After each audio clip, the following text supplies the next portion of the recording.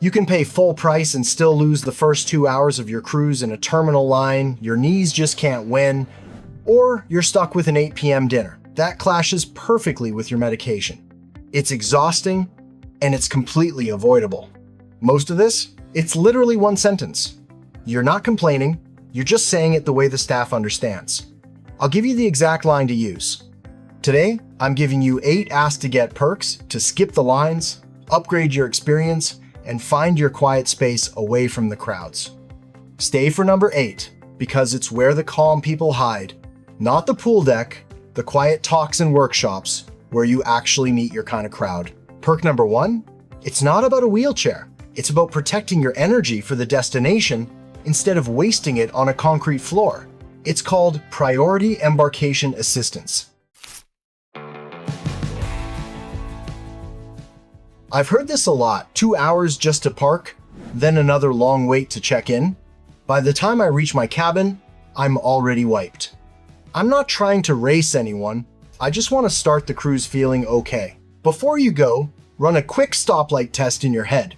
If you're green, you can stand on concrete for 45 minutes and step onto a rocking boat without help. If you're yellow, you're starting to worry about those long pier walks. And if you're red, you already know you'll be exhausted before you even find your cabin. If you're anything but green, that's your signal to request assistance. Forget the myth that you need a wheelchair to get help. These channels exist for anyone who struggles with distance. Don't ask for permission. As soon as you see the first cruise line staff at the terminal, use this script. Hi, who handles embarkation assistance here? I can walk, but I need a steady hand for the long pier and stepping onto the tender. One reality check, while staff can steady you, safety rules mean they usually can't lift you. And even priority lanes have a wait during peak hours. But having that note on your booking is the difference between a 4-hour ordeal and a smooth start. Once your mobility is noted, day 1 is saved. Now, get your screenshot ready for perk number 2, the Folio money most people leave on the table. Your booking confirmation has a single line that quietly decides how expensive your cruise feels. It takes 15 seconds to find out if it's working for you. Open your confirmation on your phone and search for the letters OBC, onboard credit. If you don't see a dollar amount there, call your travel agent or the cruise line directly and use this ask to get frame. Hi, can you check if my booking has any onboard credit? And if not, what community or military credits I qualify for? For example, Princess offers a military benefit with up to $250 in free credit, depending on your cruise length. Holland America has a similar $100 thank you credit for veterans and first responders.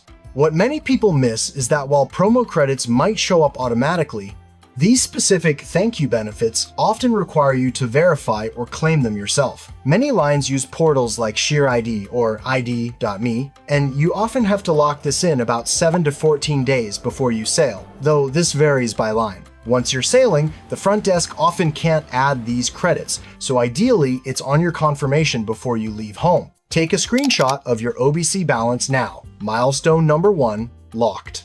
All right. Dinner timing is where routines collapse, especially medication. An 8 p.m. dinner sounds harmless until your pill alarm goes off and you haven't even been seated yet. For many, that's not just late. It's a direct conflict with medication and energy levels. To fix this, you need to call the right person before you sail. If you booked through a travel agent, call them. If you booked directly on the website, call the cruise line. Asking them, do you have any senior dining options, often gets you a generic no because there's no formal policy. The right way is to be direct. I need a dining accommodation due to medication timing. Can you add a note to my booking and read back what you entered? That readback is the secret. It's what makes it far more likely to land in the system correctly. If early seating is sold out, give them a window like anytime between 5 and 6, 15 works. Always say medical timing, not preference.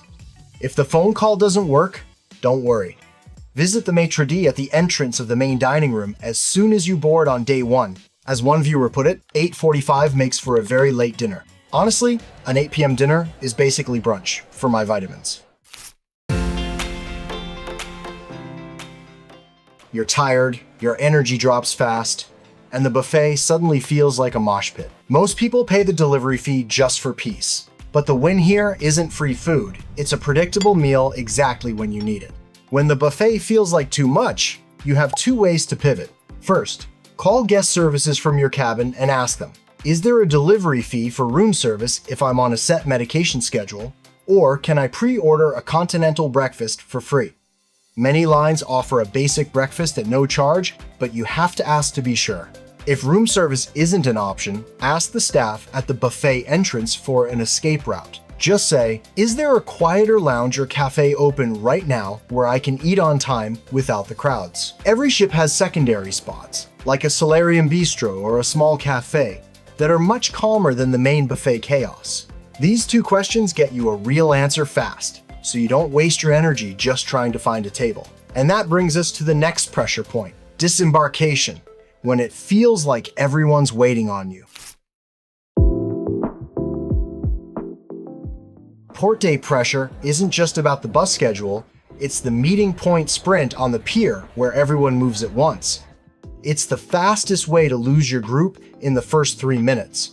To fix this, we're using a MasterCard. Grab a small note card and write your full name at the top, for example, John Miller. Then add 2 phrases, front row seat and minimal steps. Take this card to the shore excursions desk the night before and ask them to add these as special accessibility notes to your tour booking. This ensures your request is officially in their system. But the real win happens at the bus door. As soon as you reach the bus, show that same card to your tour guide and say, "Hi, I'm John Miller. The ship's office added a special note for me to have a front row seat. Can you check your list and help me secure that?" Since the guide has a list of names but no cabin details, seeing your name on the card makes it easy for them to verify your request and prioritize you on the spot. And for those massive piers like Cozumel, look for the pier staff and ask, is there a pier shuttle or golf cart running today? They are the ones who actually coordinate the rides on the ground.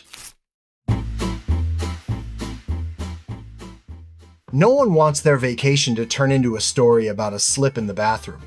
On a moving ship, a high shower step, or a cabin located too far from the elevator isn't just annoying, it's a safety risk.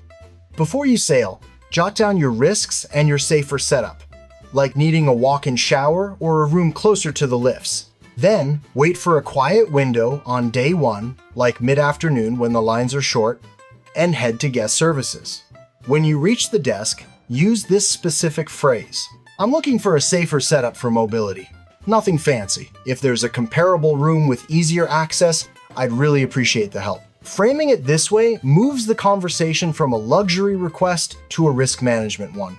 For lines like Royal Caribbean, you can even submit a guest special needs form 30 days before sailing to handle this, before you even leave home.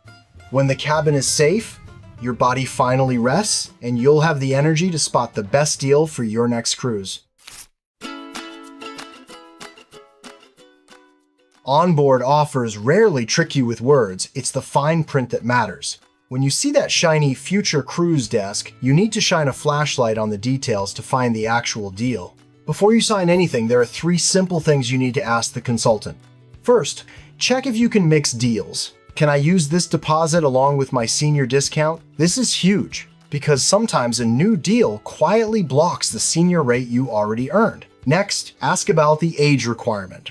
What age qualifies for your senior rates? I'm over 65. It's often 55 plus, but keep in mind, it only applies to certain trips. Finally, check what happens if you wait. What do I lose if I don't book right now? Does the price go up? Or do I lose my free spending credit? One pro move, ask if you can send this booking to your travel agent at home. This lets you keep the free perks from the ship, while letting your trusted agent handle all the hard work later. Before you leave the desk, take a photo of everything you signed. Cruise deals are like shampoo bottles. The most important instructions are in tiny print. That's photo number 3. Milestone number 3, locked. Once the paperwork is done, circle one thing in the daily schedule for tomorrow morning. The real value for anyone looking for a quiet, high-end experience is hidden right there. Not everyone wants a loud pool deck. On a lot of ships, the calmest rooms aren't the sun decks, they're the lecture and workshop rooms. Some people want a chance to learn and the opportunity to have a real conversation. Every morning, do this. Pick 2 things from the daily schedule. 1 thing for your mind, like a talk. 1 thing that helps you meet people, like a small workshop. That's where the calm crowd is. Scan the schedule for anything labeled insights, enrichment, academy, or even just talk and Q&A. That's where the calm corners are. On many sailings, you'll see really good guest speakers, sometimes even people who've worked with NASA, or historians who make a port come alive. If you want a more adults-focused vibe, quiet and culture-forward, Viking is well known for being adult-focused and casino-free. For social life, aim for the smaller workshops, like watercolor or tech. They are the best filters to find people who share your pace. I used to tell my grandma she had to be at the pool deck for it to count as a real cruise. Then I realized the lecture hall is where she actually finds her people. My grandma loves karaoke, in a quiet little room with people who are her vibe. Okay, do this once, and you won't have to keep explaining yourself on embarkation day. Grab that same little card. On the back, write 2 lines, your mobility need, and your routine window, like when you need to eat or take meds. Then tuck the card right into your passport cover or your wallet. That way, when you're tired at the terminal, you're not digging through an app. And last thing, call the cruise line today and say, "Hi, I'm sailing with you soon. Can you add a couple of accessibility and schedule notes to my reservation and connect me with the right team?" Because when it's in the system, you're not re-explaining at the pier. They already know you're coming. Now, I want to hear from you. Drop a comment with your cruise line and your biggest cruise stress. For instance, you could tell me if you're on Royal Caribbean and worried about long lines, or maybe Viking and those shaky tender boats. I'll try to reply to as many as possible with a 1-sentence script, the exact desk to visit, and the best time to do it so you can get it handled early. And if you have a second, I'd love to know which of these 8 perks surprised you the most.